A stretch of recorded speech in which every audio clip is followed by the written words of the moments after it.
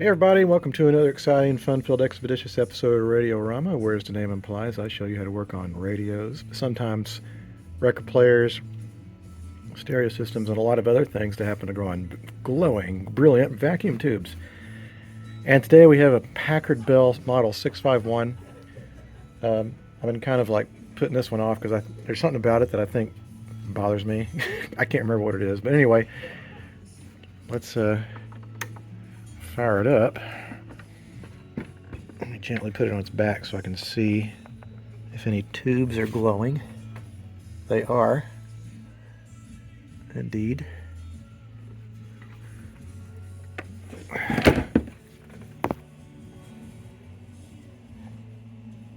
And nobody's home.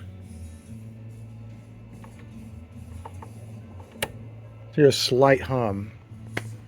So I don't know what that's all about. Could be many different things. Could have a bad tube, could have an open resistor, could have bad capacitors, could have a bad switch, could have a loose socket, a lot of different things. But we won't know until we take the innards out and take a look and see. Okay, well here is the chassis removed. I have to admit it wasn't easy getting it out of there. It's kind of interesting. It's 6 tubes and it has a power transformer, which was unexpected to me. And it's got a full complement of 6-volt tubes, including this guy, which I do not like. It's a 6X5. And when they short out, they have a nasty tendency to sometimes destroy the power transformers. But we know the filament string is good as far as the 6-volt power supply coming out of the transformer. But again, the set has no life, so I think the very first thing I'm going to do, because it's the easiest thing, is to check the tubes, see if any of them are bad. Well, the tubes test as happy as a clam. I am very much suspect about this electrolytic here.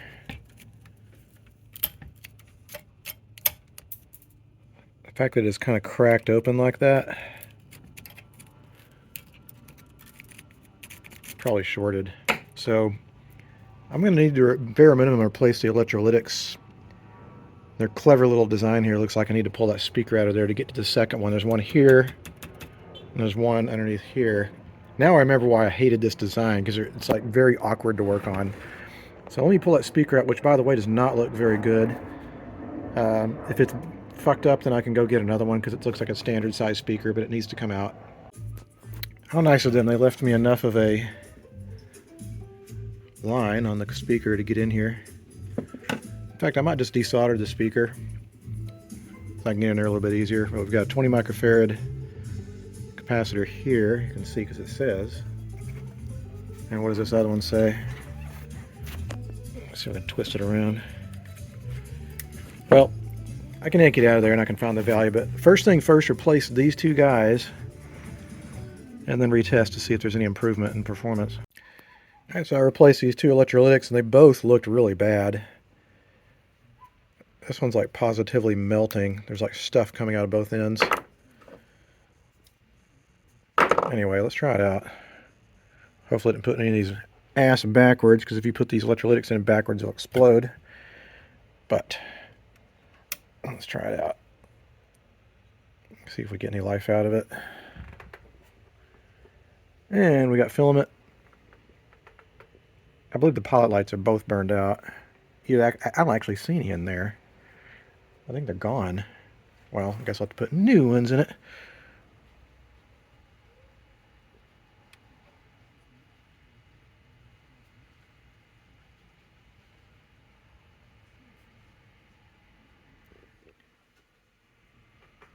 And we have nothing. That's no good.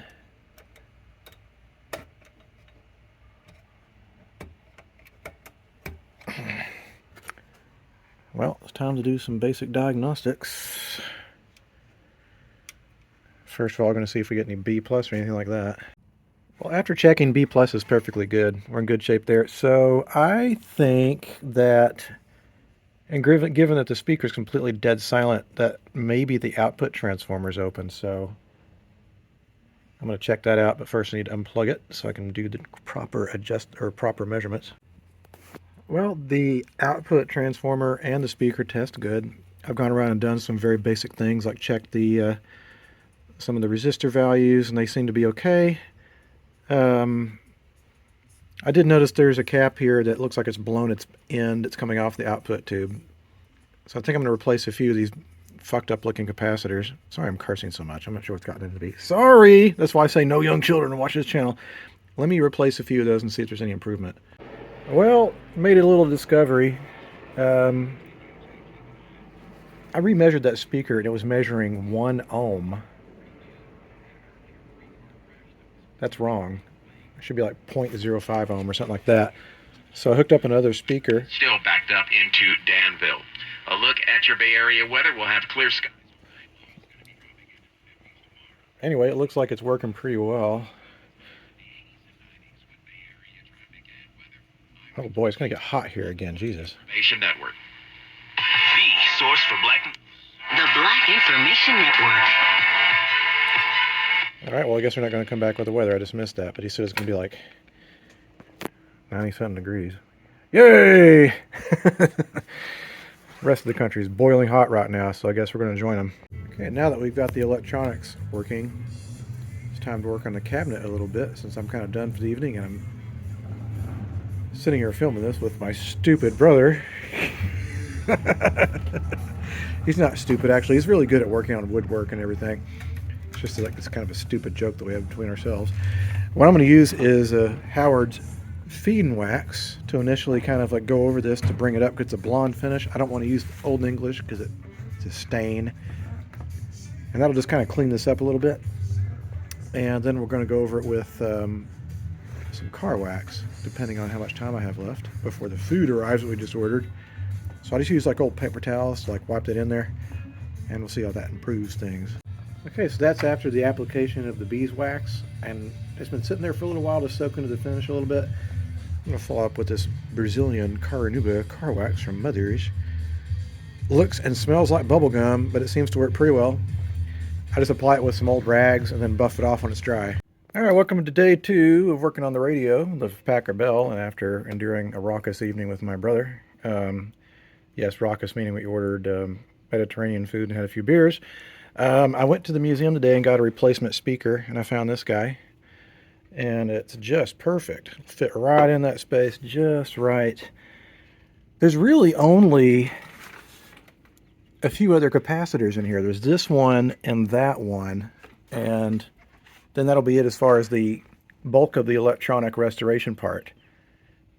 Bonus is that since this is a set that has a power transformer in it, when I run my typical audio input feature, it doesn't need to have an isolation transformer because it's already isolated through that transformer. Makes life a little bit easier. The challenge, I think, is going to be getting the cord out of the set, and I think I have an idea how to do that, and I'll talk about that in a little bit. I also want to clean up the tube sockets and the tubes. I know no one's ever going to look in there, but I'll know it's clean. It just makes me feel better. Also need to clean and lubricate all the controls, and also the bearing surfaces for the tuning condenser here, as well as the volume control shaft. It just makes it feel better, it makes it run better, makes it do better. It's kind of a bummer about this paper here. It's a little faded, but you know, it is what it is. It's an 80-something-year-old radio. Stuff happens. A lot of these guys don't look like crap. I don't know. This is probably one of the better quality ones I've worked on as far as condition goes. So let's get in here and replace the rest of the capacitors and do a test to make sure it still works. And then we'll start doing some cleaning and lubrication. I want to go over another pass over the cabinet. I think it could use a little more polishing. Compensate a little bit for this dull paper here. I'm sure this looked stunning when it was new. All right, the rest of the capacitors are replaced and installed a new speaker. What it took to do it, It still works well. So with that said, what I'm going to do is turn it around, clean up the chassis a little bit, and do the lubrication job I was talking about. Okay, so what we want to do is get all of the bearing surfaces kind of oiled up. Can't get to this as easy, but you know, I just want to kind of soak it, make sure it gets it good and into those areas. What you want to look is just for anything that might have any sort of friction. So let's see. Of course, it's going to be difficult for that to pick it up. Let's see. Let's get these little plastic pulleys too. Just anything that has any friction you want to touch. With a little oil to make sure it's going to... I think it's actually a vernier tuning.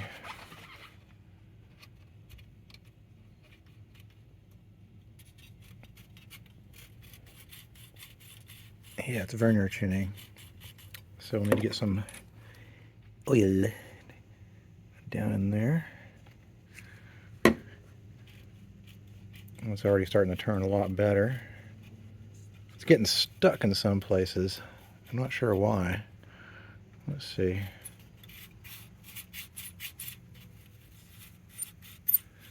Yeah, it's definitely rubbing a few places. I think it's up against the... I'm trying not to get that paper. You know, I guess it won't matter because that paper is... There we go. Now, I hate that sound. Could be that as well. Let's see.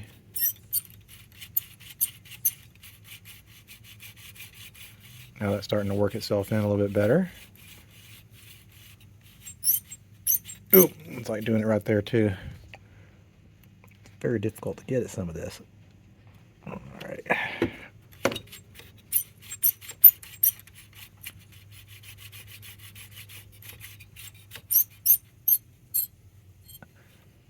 What is that noise? All right, let's try it.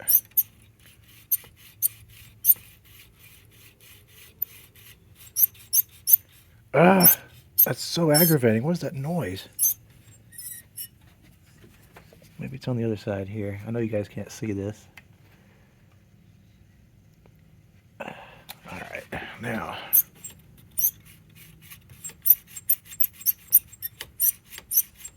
Well, I know this is not really fun for you guys to watch, but I'll figure it out. But you get the idea. Okay, I got that to stop squeaking. So now I'm going to clean the band switch. That was a little bit too much, but whatever.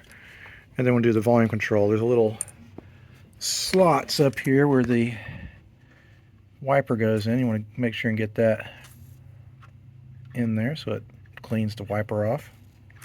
And yes, I am using WD-40, which is kind of one of these controversial subjects. But I've been using this stuff for years. It works great. There we go. Chassis is actually pretty clean. I'll just probably wipe off the tubes. I think because it's sitting like this, dust didn't really get a chance to accumulate. So the next thing is to attach an audio input line, and it's going to go to this volume control here. This is the top here. You can tell that's a shielded cable. That is the ground. That's going to the sheathing here, so that's going to chassis ground. So that's our negative. And because it's as I said, because it's a transformer set, we don't have to worry about the user getting shocked through the cord because the transformer's doing the isolating. So we don't need to run an isolation transformer. All other sets that are hot chassis or floating chassis, you absolutely have to do that. Must do that for safety. Okay, so now we have the audio input running. We have the right and left channels going through a set of 33 ohm resistors, and those are tied together at the ends. And then the negative, the audio comes in through the ground. And I've got it hooked up to a little Bluetooth device.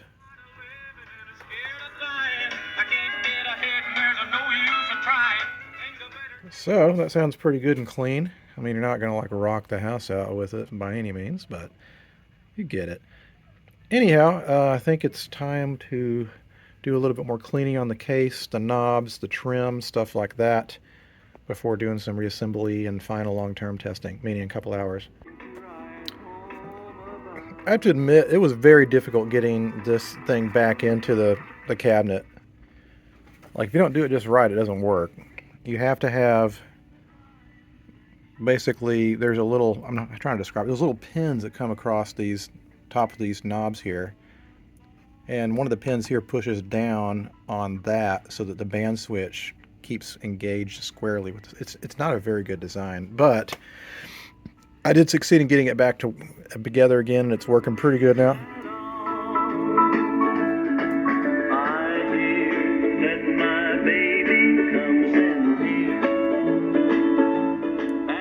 It's the good old country music night.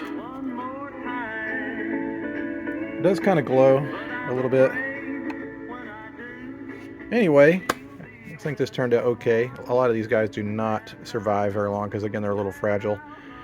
But now it works pretty well, so this is another one for the books.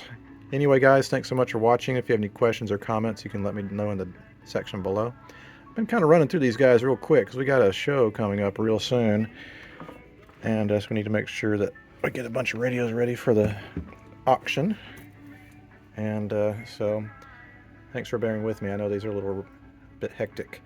Till the next time radio comes across the workbench, I'll see you guys next time. Adios.